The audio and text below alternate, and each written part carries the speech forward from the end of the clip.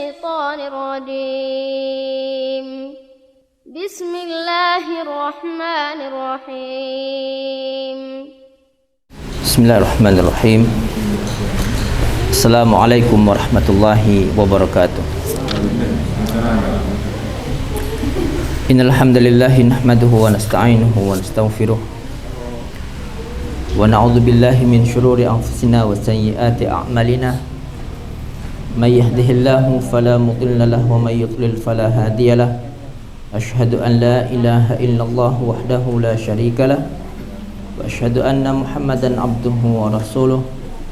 يا أيها الذين آمنوا اتقوا الله حق تقاته ولا تموتن إلا وأنتم مسلمون. يا أيها الناس اتقوا ربكم الذي خلقكم من نفس واحدة وخلق منها زوجها وبث منهما رجالا كثيرا ونساء واتقوا الله الذي تساءلون به والأرحام إن الله كان عليكم رقيبا. يا أيها الذين آمنوا اتقوا الله وقولوا قولا سديدا يصلح لكم أعمالكم ويغفر لكم ذنوبكم ومن يطع الله ورسوله فقد فاز فوزا عظيما. أما بعد فإن أصدق الحديث كتاب الله وخير الهدي هدي محمد صلى الله عليه وآله وسلم وشر الأمور محدثاتها فإن كل محدثة بدعة وكل بدعة ضلالة وكل ضلالة في النار. Kita lanjutkan kajian kita. Sekarang kita masuk bab tentang masalah bacaan ruku. Setelah kita baca hadis yang terakhir kemarin, bahwasanya dari Aisyah radhiyallahu taala anha, dia berkata, Rasulullah sallallahu alaihi wasallam ketika ruku dan sujud, di antara doa yang beliau baca adalah Subhanakallahumma rabbana wa bihamdika Allahumma ighfirli. Seandainya kita membaca cuma Subhana rabbiyal a'la gitu Pak, enggak apa-apa. Ulang-ulang. Atau Subhana rabbiyal a'la wa bihamdi. Itu juga boleh, juga sahih dari Rasulullah sallallahu alaihi wasallam. Karena bacaan doa ketika ruku Pak, itu termasuk ikhtilaf tanawwu. Ikhtilaf bermacam-macam, tapi semuanya pernah dilakukan Nabi sallallahu alaihi wasallam. Sebagaimana bacaan doa iftitah, bisa dengan membaca Allahumma ba'id baini wa baina khataayaya, atau membaca wajjahtu wajhal ladzi fatara dan seterusnya Pak. Itu bebas Pak. Jangan dikatakan kalau baca Allahumma ba'id berarti Muhammadiyah, kalau Allah ini wajah kabira walhamdulillah berarti apa? NU. Enggak. Itu semua sunnah Rasulullah sallallahu alaihi wasallam. Bahkan Pak, kalau ada khilaf tanawwu, ikhtilaf tanawwu, yang seperti itu disunnahkan kita kadang-kadang baca yang ini, kadang baca itu Pak. Jadi ganti-ganti, sebagaimana Rasulullah sallallahu alaihi wasallam juga ganti-ganti Pak. Karena doa iftitah itu Pak, ada yang panjang, ada yang pendek. Kalau kita terburu-buru Pak, ya baca yang pendek. Kalau sedang longgar, santai, ya baca yang panjang. Enggak cuma satu, banyak baca. Hafalnya cuma satu. Oh, hafalnya. Hafalnya satu. Termasuk tata cara tarawih Pak. Tata cara tarawih itu tanawwu Pak. Khilaf tanawwu. Nabi itu kadang-kadang 2-2-1. Kadang 2-2-5 Pak. 11 rakaat, 2-2 terakhir 1. Kadang 11 rakaat, 2-2 terakhir 5. Kadang 4-4-3. Masyru' Pak. Yang 4-4-3 juga masyru'. 4 rakaat salam, 4 rakaat salam, kemudian diakhiri dengan 3. Atau kalau mau Pak, tata cara yang aneh Pak. Aneh karena kita jarang dengar. Atau mungkin kita tidak pernah melakukan Pak. Jadi 8 rakaat sekaligus. 8 rakaat sekaligus Pak. Rakaat ke-8 tahiyat. Setelah tahiyat selesai pada salam, tambah 1 rakaat. Tahiyat kemudian salam. Jadi berapa? 9. Diakhiri dengan 2. Diakhiri dengan 2. Jadi diawali dengan ganjil, diakhiri dengan genap. Sahih Pak. Sahih. Hadisnya sahih. Cuma itu Pak, kalau kita amalkan dibilang ajaran baru nanti itu Pak. Makanya Pak, kalau kita ngamalkan Pak yang seperti itu, sampaikan dulu ke masyarakat bahwasanya ada hadis yang sahih tentang masalah itu. Dibolehkan. Karena menghidupkan sunnah merupakan ladang pahala kita Pak. Karena sebuah sunnah, kalau di sebuah negeri itu mati Pak, kemudian kita menghidupkan dan sunnah itu hidup gara-gara kita awali, Pak, itu pahalanya setiap ada orang yang mengamalkan itu, Pak, kita dapat. Kita dapat.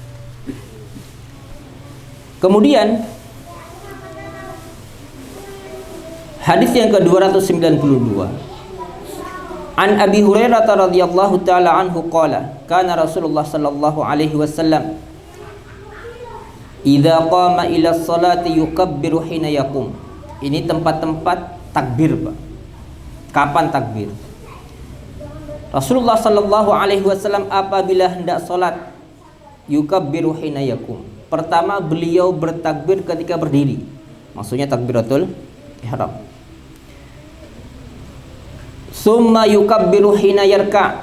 Kemudian beliau bertakbir ketika ruku. Berdiri takbiratul ihram, ketika ruku takbir. Summa yaqulu sami Allahu liman hamidah hina yarfa'u sulbahu minar ruku. Kemudian ketika berdiri dari ruku, yang beliau ucapkan apa? Sami Allahu liman hamidah. Summa yaqulu wa huwa qa'im. Jadi ketika berdiri, Pak, sami Allahu liman hamidah. Setelah tegak berdiri, Nabi membaca apa? Rabbana walakal hamdu. Rabbana walakal hamdu. Jadi sami Allahu liman hamid itu, Pak, ketika berdiri. Setelah tegak berdiri membaca Rabbana walakal hamdu. Thumma yukabbiru hina yahwi sajidan. Kemudian beliau bertakbir ketika dari berdiri ke ruku, ke sujud. Dari berdiri ke sujud. Thumma yukabbiru hina yarfa. Setelah sujud mau ke duduk di antara dua sujud, beliau juga bertakbir. Thumma yukabbiru hina yasjud. Kemudian beliau bertakbir lagi ketika akan sujud lagi. Thumma yukabbiru hina yarfa. Setelah sujud ke berdiri, beliau bertakbir lagi. Thumma yaf'alu dzalika fi sholati kulliha. Beliau melakukan itu dalam semua sampai salam, Pak. Itu yang beliau lakukan. Wa yukabbiru hina yaqumu minas sintaini ba'dal julus. Kemudian wa yukabbir hina yaqum minas sintaini ba'dal julus. Setelah tahiyat, Pak, ke berdiri juga apa? Rakaat kedua kan tahiyat. Ketika berdiri beliau juga bertakbir. Jadi semua gerakan sholat itu, Pak, ditandai dengan apa? Takbir. Dibarengi dengan bacaan takbir. Kecuali satu, berdiri dari ruku. Ketika berdiri dari ruku yang dibaca apa? Sami Allahu liman hamidah. Setelah tegak berdiri membaca Rabbana walakal hamd. Rabbana walakal hamd. Kemudian hadis berikutnya, wa an Abi Sa'id Al-Khudri radhiyallahu taala anhu qala kana Rasulullah sallallahu alaihi wasallam idza rafa'a ra'sahu minar ruku'. Apabila beliau telah mengangkat kepalanya dari ruku', beliau membaca Allahumma rabbana lakal hamdu mil'as samawati wal ardi wa mil'a ma syi'ta min syai'in ba'du ahlas sana'i wal majdi ahaqqu ma qala al abdu wa kulluna laka abdun Allahumma la mani'a lima a'taita wa la mu'tiya lima mana'ta wa la yanfa'u dzal jaddi minkal jaddu. Panjang ini, Pak. Panjang. Kalau yang sering kita bacakan sami Allahu liman hamidah Rabbana walakal hamdu hamdan katsiran thayyiban mubarakan fi mil'us samawati wa mil'ul ardi wa mil'u ma syi'ta min syai'in ba'du. Boleh, Pak? Ini yang panjang, Pak. Jadi ketika i'tidal, Pak, pendeknya, Pak, pertama sami Allahu liman hamidah. Ketika berdiri Rabbana walakal hamdu, itu sudah cukup. Tapi kalau kita mau panjang, Pak, yang ini, Pak, Allahumma rabbana lakal hamdu mil'as samawati wa mil'al ardi wa mil'a ma syi'ta min syai'in ba'du ahlas sana'i wal majdi ahaqqu ma qala al abdu wa kulluna laka abdun Allahumma la mani'a lima a'taita wa la mu'tiya lima mana'ta wa la yanfa'u dzal jaddi minkal jaddu. Atau kalau yang lebih pendek, Pak, Rabbana walakal hamdu hamdan katsiran thayyiban mubarakan fi mil'us samawati wa mil'ul ardi wa mil'u ma syi'ta min syai'in ba'd. Boleh, Pak?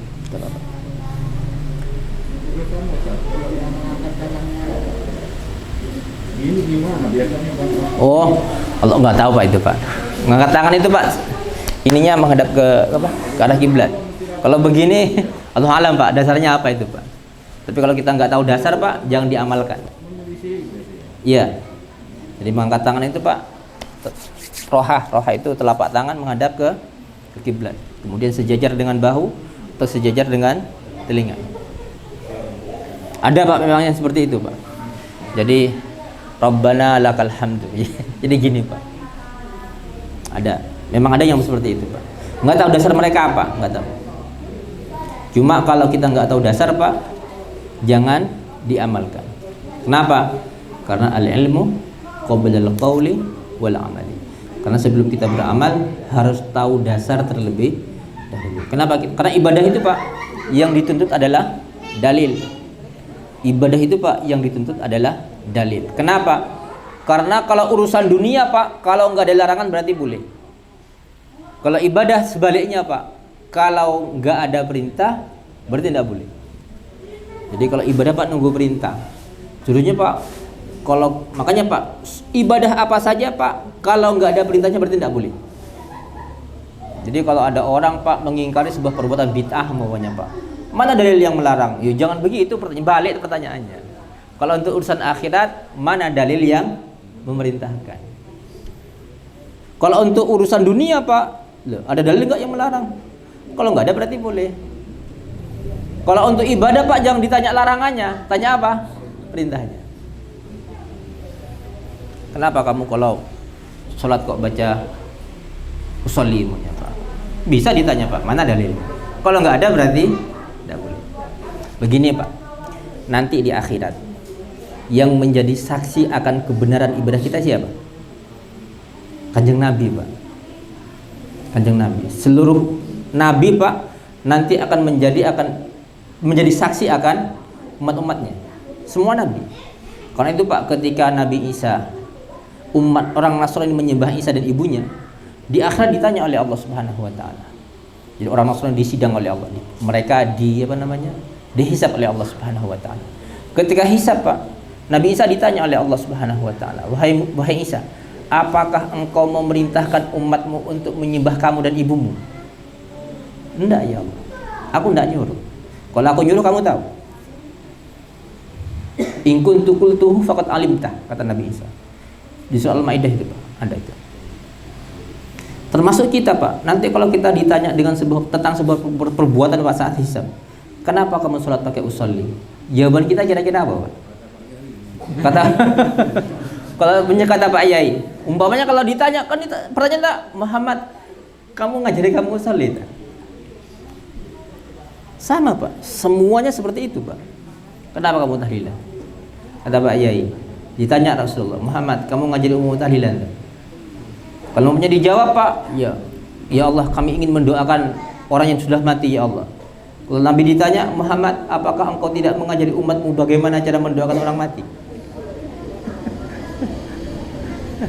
Oleh karena itu Pak, kalau kita mau beribadah, pastikan ada dalil dulu.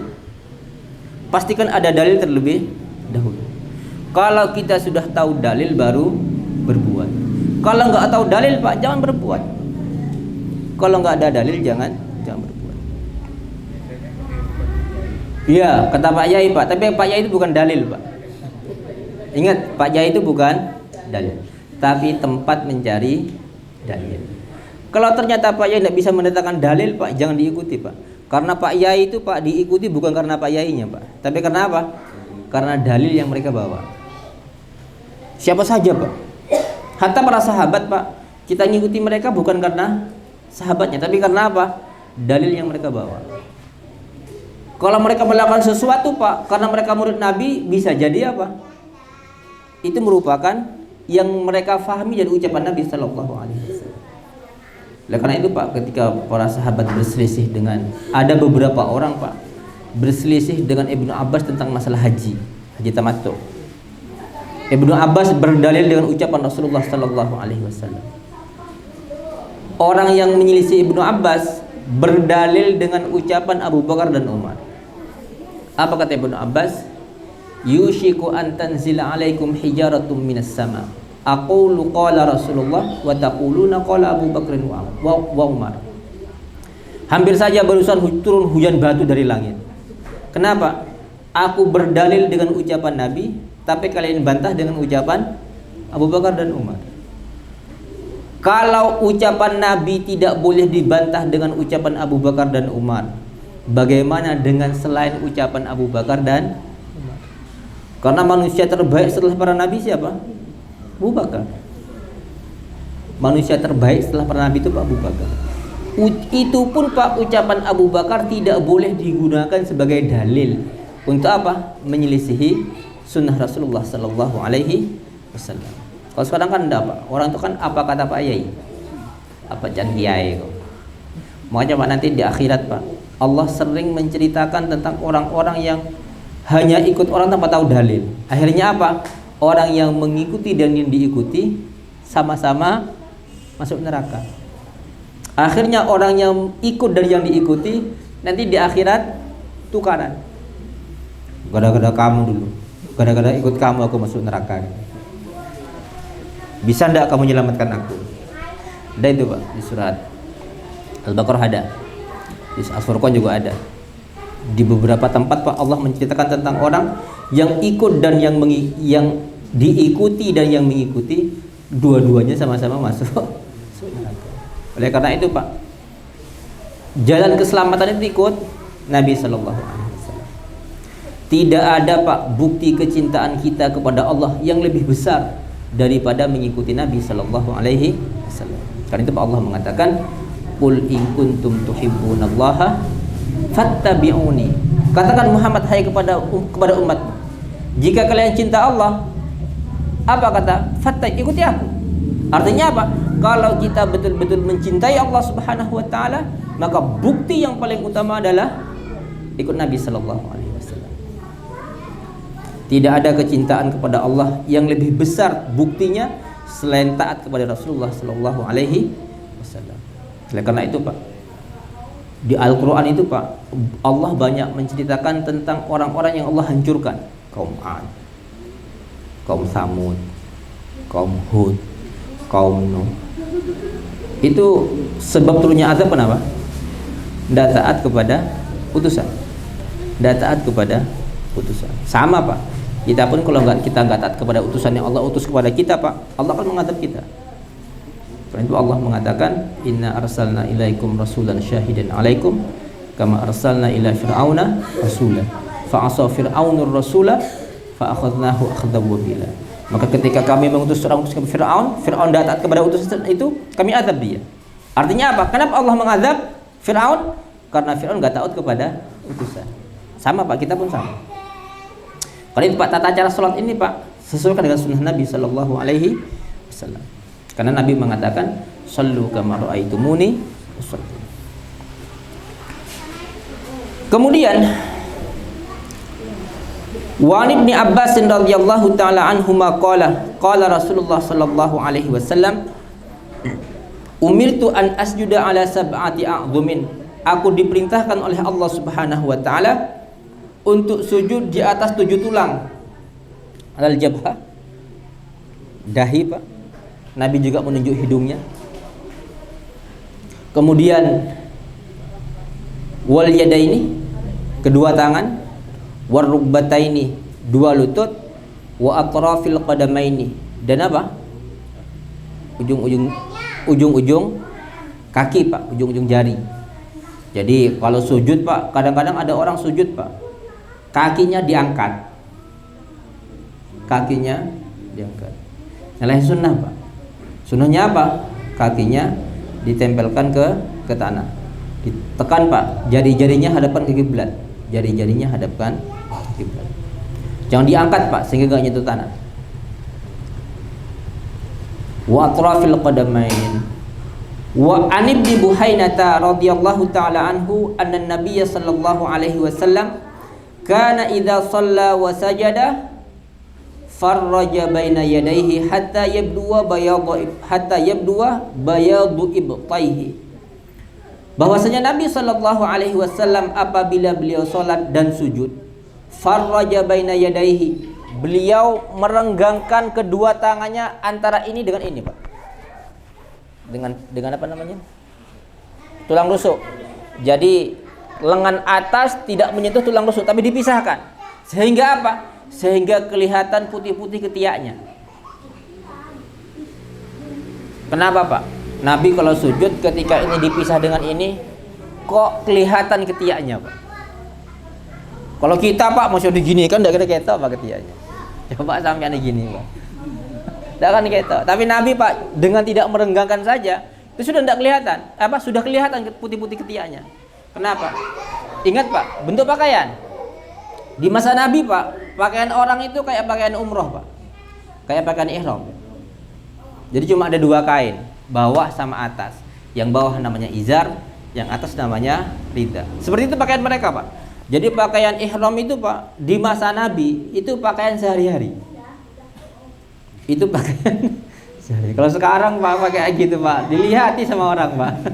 Ini mau umroh dari mana ini? Itu waktu perang juga pakai begitu. Sama, perang pun sama.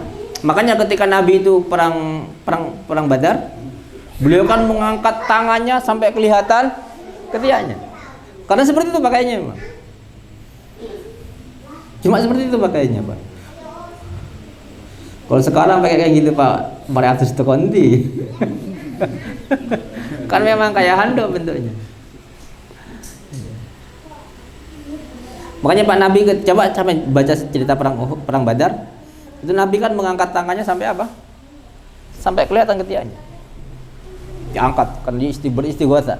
Minta tolong kepada Allah Subhanahu wa taala. Ketika Abu Bakar hijrah bersama Nabi, Pak, Abu Bakar radhiyallahu anhu ketika panas matahari terik, Nabi istirahat, dia bahkan sama Abu Bakar, ridha Abu Bakar dilepas. Dibuat apa? Memayungi Nabi sallallahu alaihi wasallam. Yang disebut ridha, Pak, karena bagian pakaian atasnya namanya ridha. Kemudian, Pak, kalau sholat istisqa disunahkan untuk apa? Membalik apa? Ridha. Yang kanan taruh kiri, yang kiri taruh kanan. Kalau baju bisa nggak gitu kan, Pak? Nggak bisa. Yang kanan tetap kanan, yang kiri tetap kiri.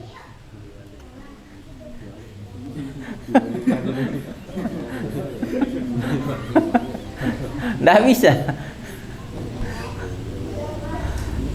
Ketika istisqa, Pak, kan disuruh untuk membalik ridha. Itu kenapa? Karena para sahabat seperti itu semua pakaiannya dulu. Rata-rata seperti itu. Yang ada lengannya itu, Pak, mereka sebut komis, baju namanya.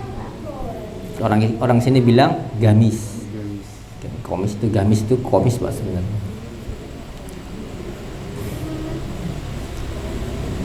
Jadi Rasulullah sallallahu alaihi wasallam kalau sujud enggak gini, Pak. Enggak gini. Dan ini, Pak, termasuk kesalahan dalam mazhab, Pak. Ada dalam mazhab Syafi'i umpamanya, Pak. Itu ada perbedaan tata cara sholat wanita dan laki-laki. Sebenarnya, Pak, nggak ada bedanya. Laki dan perempuan tata cara sholatnya sama. Karena tidak ada dalil sahih yang menjelaskan adanya perbedaan antara tata cara sholatnya laki-laki dan wanita. Dalam mazhab, Pak, itu disunahkan apa? Untuk ngepit buah dadanya. Jadi gini, Pak. Justru itu menyalahi sunnah. Sunnah. Karena tata cara sholat wanita dan laki-laki sama, nggak ada bedanya. Kemudian wa anil Bara bin Azib radhiyallahu taala anhu qala Rasulullah sallallahu alaihi wasallam idza sajadta fadha kaffaika warfa mirfaqaika. Jadi kalau ketika sujud, Pak, yang lengan atas Nabi tidak menyentuh ininya. Tapi yang ini bagaimana? Nabi mengatakan dha kaffaika. Kedua telapak tanganmu letakkan di tanah. Warfa mirfaqaika. Mirfaq lengan bawah. Lengan bawahmu angkat. Jadi kalau sujud, Pak, jangan begini, Pak. Ini iftirasus sabu namanya. Ada orang sujud begini, Pak. Itu lagi. Gini. Ini kayak anjing, Pak. Bukan cuma anjing, semua binatang buas seperti itu. Itu tidak boleh. Itu namanya iftirasus sabu. Nggak boleh. Jadi Nabi mengatakan kalau kamu sujud, letakkan kedua telapak tanganmu di tanah, angkat lengan atasmu. Karena banyak Pak orang yang sholatnya itu ya seperti itu, dekat ke bawah, kayak anjing mau tidur Pak, kucing menderum. Kalau kata orang Madura, renduh. Renduh kata orang Madura.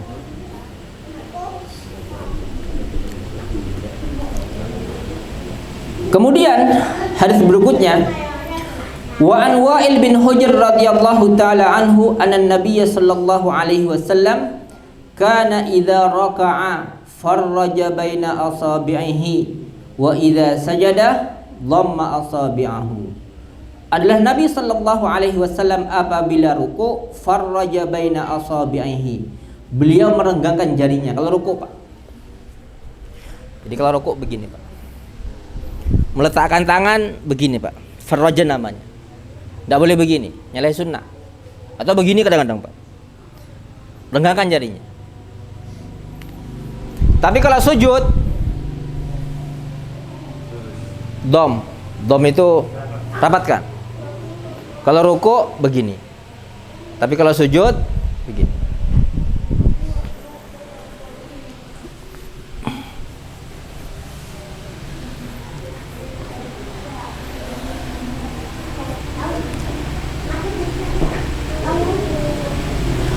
Rawahul Hakim. Jadi Nabi Shallallahu Alaihi Wasallam kalau ruku beliau merenggangkan jari-jarinya.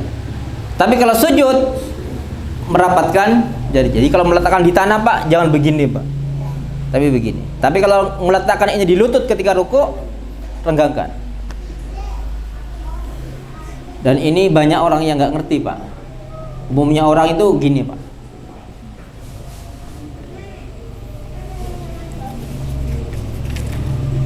Kemudian wa an Aisyah radhiyallahu taala anha qalat ra'aitu Rasulullah sallallahu alaihi wasallam yusalli mutarabbi'an. Aku melihat Nabi sallallahu alaihi wasallam yusalli mutarabbi'an. Beliau salat sambil bersila. Ini karena beliau jatuh Pak. Jatuh dari kudanya. Jadi beliau sakit sehingga beliau salat sambil duduk. Ketika beliau sakit itu Pak, cara duduknya dengan cara apa? Bersila, mutarabbi.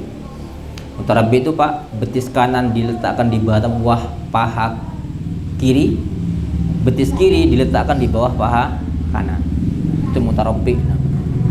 Ini beliau lakukan ketika beliau sakit karena jatuh dari kudanya Pak. Kakinya sakit beliau. Tapi untuk orang yang sakit Pak, kalau mau duduk senyaman dia Pak, posisinya senyaman dia. Tapi kalau berbaring Pak, usahakan miring kanan. Kenapa miring Pak? Kalau bisa miring Pak, tidak boleh terlentang.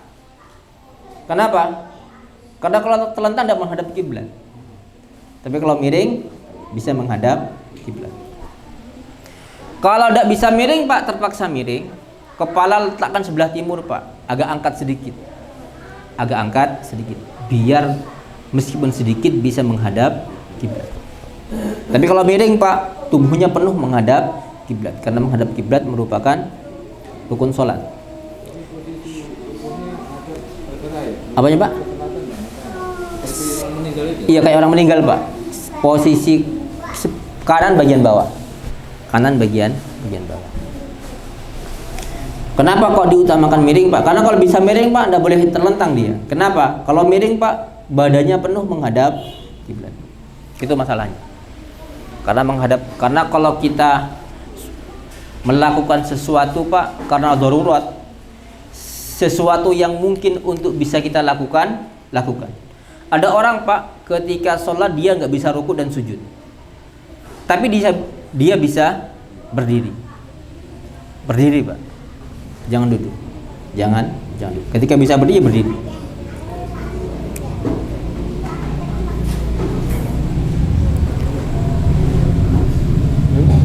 Kemudian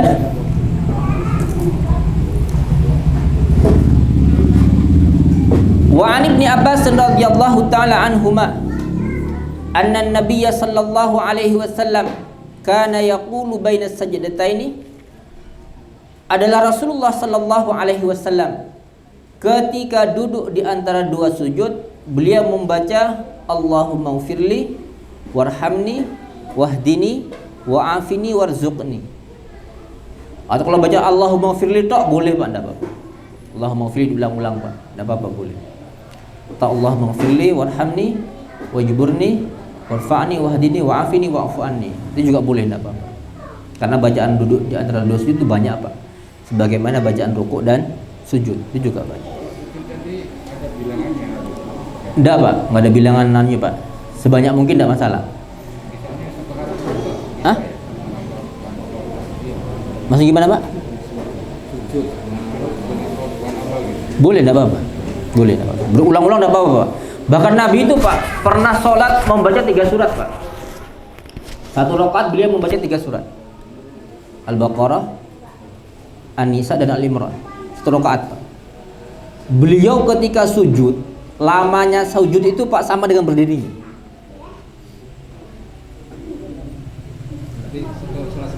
Sendirian.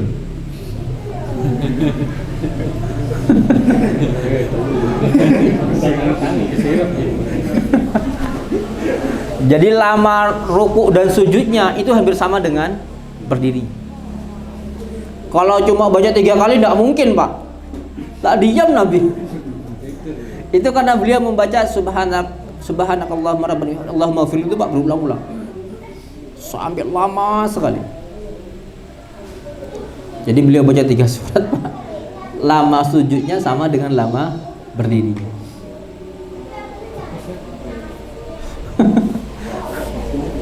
Ya.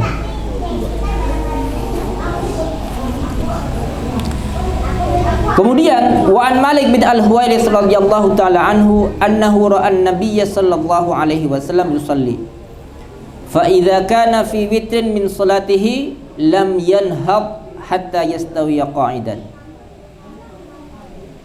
Dari Malik bin Huwairis radhiyallahu taala anhu bahwasanya dia melihat Nabi sallallahu alaihi wasallam salat apabila beliau berada pada rakaat ganjil. Berarti rakaat keberapa Pak? 1 dan 3.